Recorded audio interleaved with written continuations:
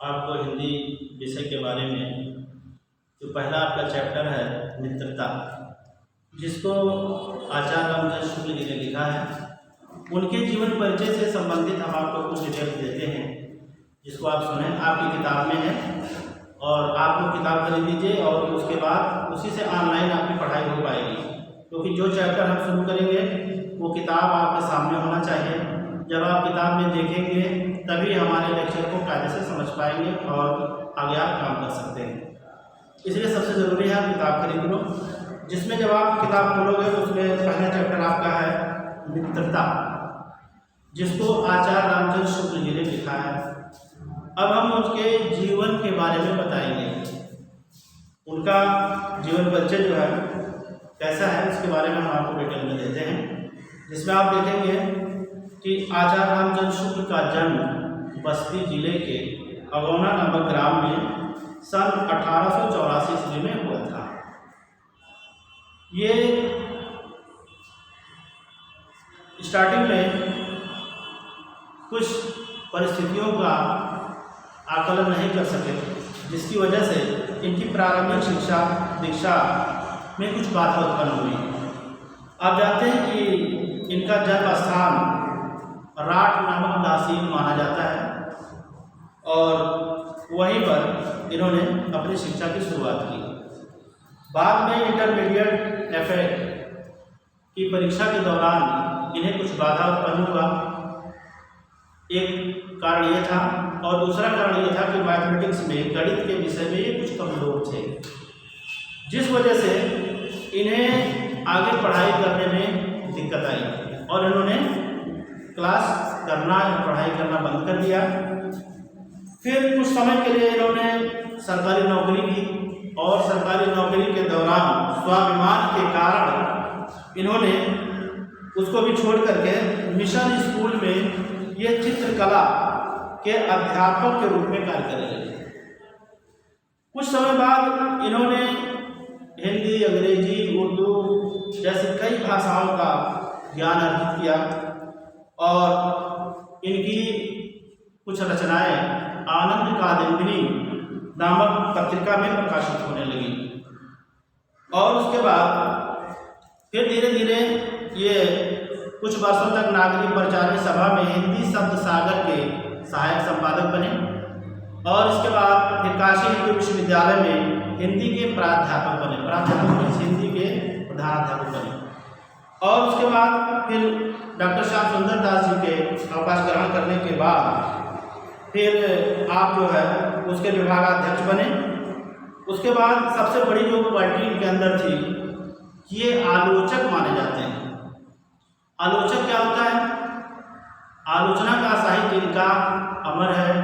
आलोचक का मतलब ये होता है जो किसी भी वस्तु का, किसी भी मैटर का, उसके गुणों और दोषों का कंप्लीट तौर पे अध्ययन करे और अध्ययन करने के बाद जिस रिपोर्ट को देता है वही उसका आलोचना कहा जाता है।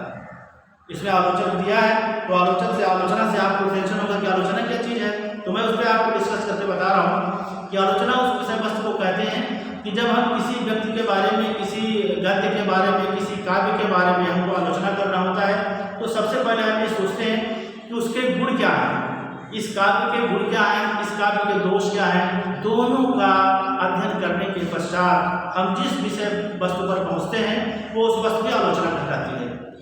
तो ये रहा आलोचना के संबंधित, ये आलोचक माने जाते हैं और लेखन के क्षेत्र में इनका बड़ा विशिष्ट स्थान है। हिंदी साहित्य की सेवा इन्होंने निरंतर की है और काफ़ी अथक प्रयास इसमें किया है।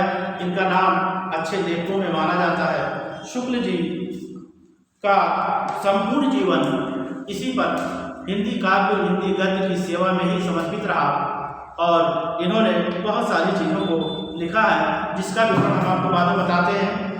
कहने का मेरे सेंस यह है कि तमाम पहलुओं का अध्ययन करते हुए, हिंदी साहित्य की अनवरत सेवा करते हुए इनकी मृत्यु सन 1941 ईस्वी में हुई।